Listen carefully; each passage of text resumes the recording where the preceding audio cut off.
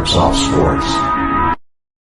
Guys, UFC 262 is in the books. It's Chris Mancuso, tarpsoffsports.com, joined as always by Jack Gotzel and new lightweight champion of the world, Charles the Bronx Oliveira. He defeats Michael Chandler via TKO punches in 19 seconds of the second round. Jack, the fight starts out, I think Oliver had Chandler's back for like a couple seconds early in the fight. Kind of looked dangerous for a sec, but then it was almost a 10-8 round from Chandler there. The rest of the way, the first round absolutely was almost finished Oliveira at one point. It was very close.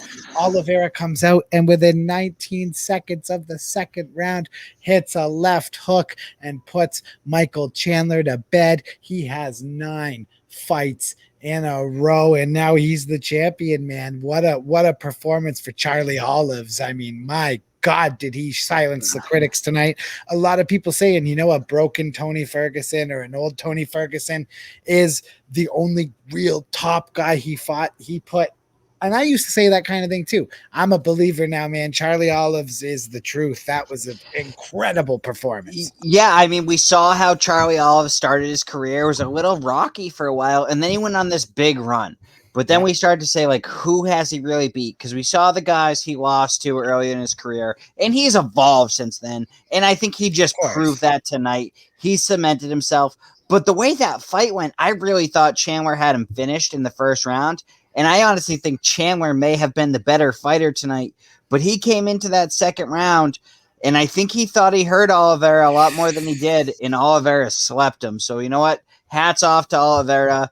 He's legit. Even if I do think Chandler may have still been the better fighter tonight, Oliveira is legit.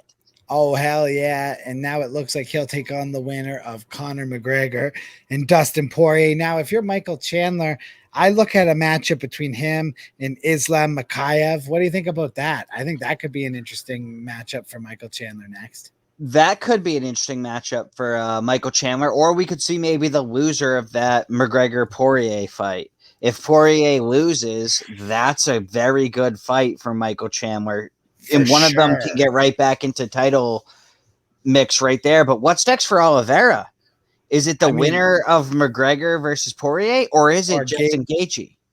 I don't know. Gaethje's been out for a while. I'd like to see him fight one more time before being put right back into a title fight. I didn't like it when it was Masvidal Usman. I wouldn't like it if, has Gaethje even fought since he lost to Khabib? Isn't that when he's been out since? Like, you know what I mean? For me, it's like I'd like to see him win one more fight. Oliveira, listen, it probably shouldn't be Conor even if he beats Poirier, but it'll be Conor if he beats Poirier.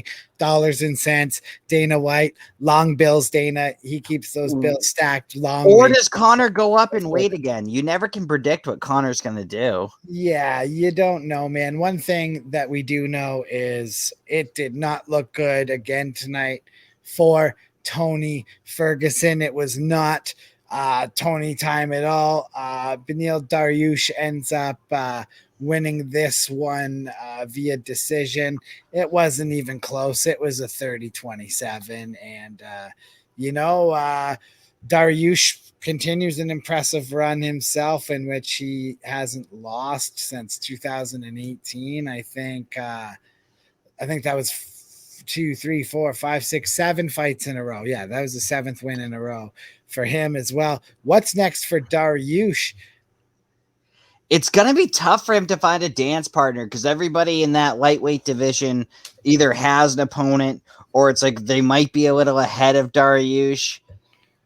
I'm not quite sure. I think the path will clear up as time goes on, but I think who's next for Dariush is a tough call to make tonight. What about Gaethje? I mean, that could make sense. I would like to see Gaethje fight somebody that's, higher up there. I think Gaethje's earned his way into another title shot almost just by Khabib retiring. Yeah, but come on, you got to put in some sort of work here. Come on, he's got to do one fight. I don't know. I don't think Dariush has quite earned that shot just yet. One more fight, sure. Tony was ranked 5 coming into this. The UFC still held him in some sort of, and the panel I know, still but held like him in why? High regard. I know. Well, but that was a mistake. we didn't like that from the beginning. When we did our rankings before they updated them, I had Tony Ferguson at the 9 slot, and I think I even had Dariush in 8 or something like that. Yeah, I think I I might think add I had Tony at him. 10. Yeah, I had him down there as well, man. Either way you look at it, it was a crazy night of fights. You had how do you Burgos say versus it? Barboza. Yeah, that was an interesting fight as well. That was a crazy Barbosa fight. got a third round knockout in that one. And Barbosa, man, he looked like the real deal, the Brazilian. He was bouncing around. He was fantastic. He had 51%. He landed 51%. He threw like something like 191 strikes and landed pretty much 200 of them. So he had Him and MVP over from Bellator. When they fight, don't blink. Nope, exactly, man. Exactly. It was crazy. And then we had Caitlin. I always say her name bad. Can you take it for me here? I'm Canadian. Chukagan. She picked up a decision victory over Aruo. That was pretty decisive too. I mean, I think there was a couple weird 30-27s given tonight. Yeah. There was a gruesome Jacare got his arm broken too tonight. That was awful. And Tony Ferguson, speaking of Tony, he ate like a real bad leg lock tonight too and did not tap. And I think his knee is going to be feeling terrible. Guys, where do you think Tony Ferguson goes from here? Let us know in the chat below. Hit that follow button or that subscribe button. Hit the little bell. UFC 262 in the books. We'll see you guys next time.